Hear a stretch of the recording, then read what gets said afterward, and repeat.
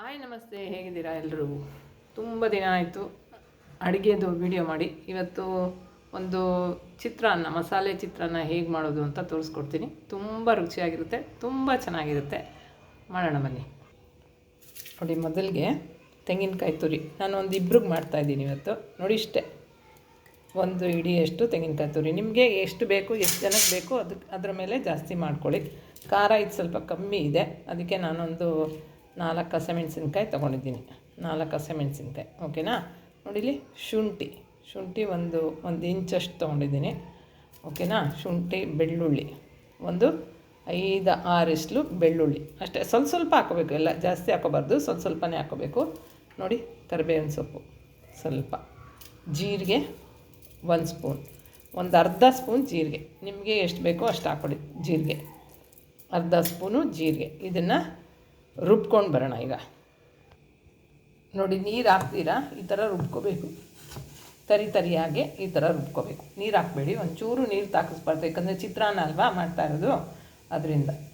ಈಗ ಒಗ್ಗರಣೆಗೆ ರೆಡಿ ಮಾಡ್ಕೊಳ್ಳೋಣ. ನೋಡಿ, ಈಗ ಸ್ಟವ್ ಮೇಲೆ ಬಾಣಲಿ ಇಟ್ಟಿದ್ದೀನಿ. ಈಗ ಎಣ್ಣೆ ಹಾಕಿದ್ದೀನಿ. ಸ್ವಲ್ಪ ಎಣ್ಣೆ, 1 ಸ್ಪೂನ್ ಜಾಸ್ತಿ ಹಾಕ್ಕೊಳ್ಳಿ.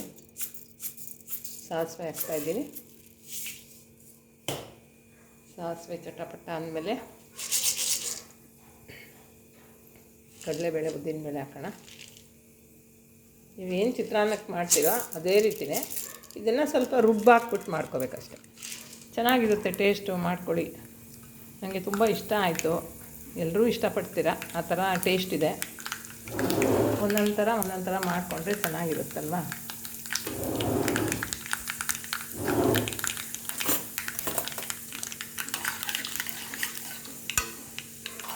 ಕಡಲೆಬೇಳೆ, ಉದ್ದಿನಬೇಳೆ ಹಾಕಿದ್ಮೇಲೆ ಕಡಲೆಕಾಯಿ ಬೀಜ ಹಾಕೋಣ.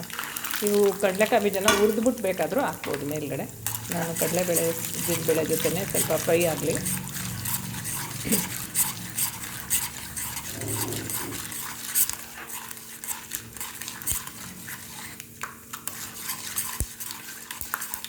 ಇದಕ್ಕೆ ಹಸಿ ಬಟಾಣಿ ಇದ್ದರೆ ಚೆನ್ನಾಗಿರುತ್ತೆ.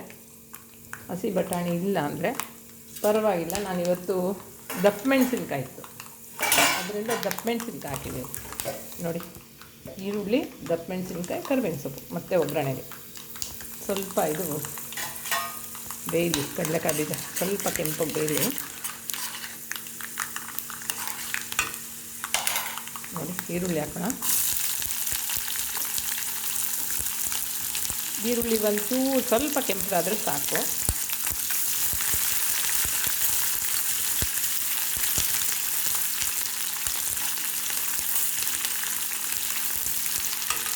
ಚಿತ್ರಾನ್ನ ಆಲ್ ಟೈಮ್ ಫೇವ್ರೆಟ್ ಅಲ್ವಾ?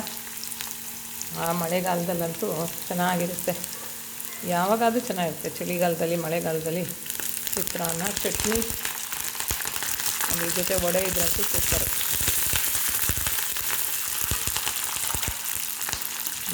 ಈರುಳ್ಳಿ ಸ್ವಲ್ಪ ಕೆಂಪಾದಮೇಲೆ ದಪ್ಪ ಮೆಣಸಿನ್ಕಾಯಿ, ಸ್ವಲ್ಪ ದಪ್ಪ ಮೆಣಸಿನ್ಕಾಯಿ ಹಾಕ್ತಾಯಿದ್ದೀನಿ. ಬಟಾಣಿ ಇದ್ದರೆ ಈಗ ಈರುಳ್ಳಿ ಸ್ವಲ್ಪ ಹಸಿ, ಸ್ವಲ್ಪ ಒಂಚೂರು ಕೆಂಪಗಾದ್ಮೇಲೆ ಬಟಾಣಿ ಹಾಕೋಬೋದು, ಚೆನ್ನಾಗಿರುತ್ತೆ.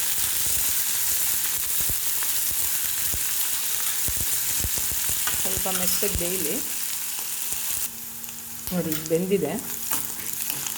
ಸ್ವಲ್ಪ ಈ ರೀತಿ ಕ್ರಿಸ್ಪಿಯಾಗಿದ್ರೇ ಸರಿ, ತುಂಬ ಬೆಂದು ಹೋದರೆ ಚೆನ್ನಾಗಿರಲ್ಲ. ದಪ್ಪ ಮೆಣಸಿನ್ಕಾಯಿ ಯಾವತ್ತೂ ಯಾವುದೇ ಇದಕ್ಕೂ ದಪ್ಪ ಮೆಣಸಿನ್ಕಾಯಿ ಸ್ವಲ್ಪ. ಈಗ ಅರಿಶಿನ ಹಾಕೊಳ್ಳೋಣ, ಒಂಚೂರು ಅರಿಶಿನ ಹಾಕ್ಕೊಂಡು ಸ್ವಲ್ಪ ಫ್ರೈ ಮಾಡಿ, ಈಗ ತರಿಯಾಗಿ ರುಬ್ಕೊಂಡಿರ್ತೀವಲ್ಲ ಇದನ್ನು ಹಾಕೋಣ. ನಾನು ಮಿಕ್ಸಿಯಿಂದ ತೆಗೆದು ಪ್ಲೇಟ್ಗೆ ಹಾಕ್ಕೊಂಡಿದ್ದೆ. ಇದನ್ನು ಸ್ವಲ್ಪ ಫ್ರೈ ಮಾಡಬೇಕು, ಸ್ವಲ್ಪ ಕಮ್ಮಿ ಉರಿ ಮಾಡಿಕೊಂಡು ಫ್ರೈ ಮಾಡ್ಕೊಳ್ಳೋಣ.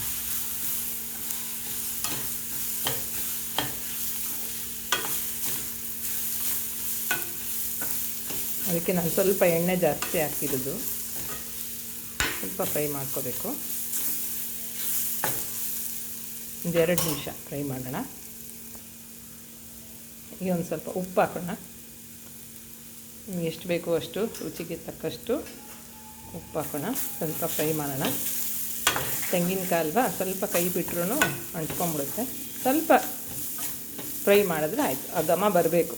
ತೆಂಗಿನಕಾಯಿ, ಶುಂಠಿ, ಬೆಳ್ಳುಳ್ಳಿದು ಹಾಕಿದ್ದೀವಲ್ಲ, ಅದು ಒಂಚೂರು ಮಸಾಲೆ ಫ್ರೈ ಮಾಡಿದ್ರೆ ಚೆನ್ನಾಗಿರುತ್ತೆ.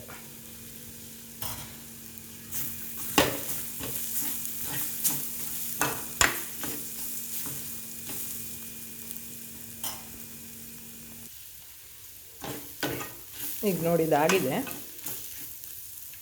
ನೀವು ಅನ್ನಕ್ಕಾದರೂ ಹಿಂಡ್ಕೋಬೋದು, ಇಲ್ಲ ಸ್ಟವ್ ಆಫ್ ಮಾಡಿಬಿಟ್ಟು, ಈಗ ನಾನು ಸ್ಟವ್ ಆಫ್ ಮಾಡ್ತಾಯಿದ್ದೀನಿ. ಆಫ್ ಮಾಡಿಬಿಟ್ಟು ನಿಂಬೆಹಣ್ಣು ಹಿಂಡ್ಕೊಳ್ಳೋದು. ನೀವು ಅನ್ನಕ್ಕಾದರೆ ಹಿಂಡ್ಕೋಬೋದು. ಇದಾದರೆ ಕ್ಲೀನಾಗಿ ಸ್ಪ್ರೆಡ್ ಆಗುತ್ತೆ ಅಂತ. ಅನ್ನಕ್ಕೆ ಮಧ್ಯೆ ಒಂದೊಂದು ಕಡೆ ಇರುತ್ತೆ, ಒಂದೊಂದು ಕಡೆ ಇರಲ್ಲ. ಅದರಿಂದ ನಾನು ಇದಕ್ಕೆ ಹಿಂಡ್ಬಿಡ್ತೀನಿ. ಸ್ಟವ್ ಆಫ್ ಮಾಡಬೇಕಷ್ಟೆ. ಆಫ್ ಮಾಡಿಬಿಟ್ಟು ಹಿಂಡ್ರೆ ಆಯಿತು. ಇದಕ್ಕೆ ಅನ್ನ ಕಲಿಸ್ಬಿಟ್ಟು ನಿಮಗೆ ತೋರಿಸ್ತೀನಿ. ನನಗೊಂದೇ ಕೈನಲ್ಲಿ ಅನ್ನ ಕಲಸೋಕ್ಕಾಗಲ್ಲ, ಅದರಿಂದ ಅನ್ನ ಕಲಿಸ್ಬಿಟ್ಟು ತೋರಿಸ್ತೀನಿ. ನೋಡಿ ಕಲಿಸಿದ್ದೀನಿ. ಟೇಸ್ಟ್ ಅಂತೂ ಸೂಪರಾಗಿದೆ, ಚೆನ್ನಾಗಿದೆ. ಒಂಥರ ಈ ಕ್ಲೈಮೇಟ್ ನೋಡಿ ಹೆಂಗಿದೆ, ಮಳೆ ಬರ್ತಾ ಇದೆ. ಅದಕ್ಕೂ ಸೂಪರಾಗಿದೆ ಚಿತ್ರಾನ್ನ. ಇದಕ್ಕೊಂದು ಚಟ್ನಿ ಮಾಡಿದ್ರೆ, ಕಾಯಿ ಚಟ್ನಿನೋ ಮಾಡಿದ್ರೆ ಸೂಪರಾಗಿರುತ್ತೆ. ಮಾಡ್ಕೊಳ್ಳಿ, ತುಂಬ ಚೆನ್ನಾಗಿತ್ತು. ರೆಸಿಪಿ ಹೇಗಿದೆ ಅಂತ ನನಗೆ ಹೇಳಿ. ಹರಿ ಓಂ, ಜೈ ಭಾರತ್ ಮಾತಾ.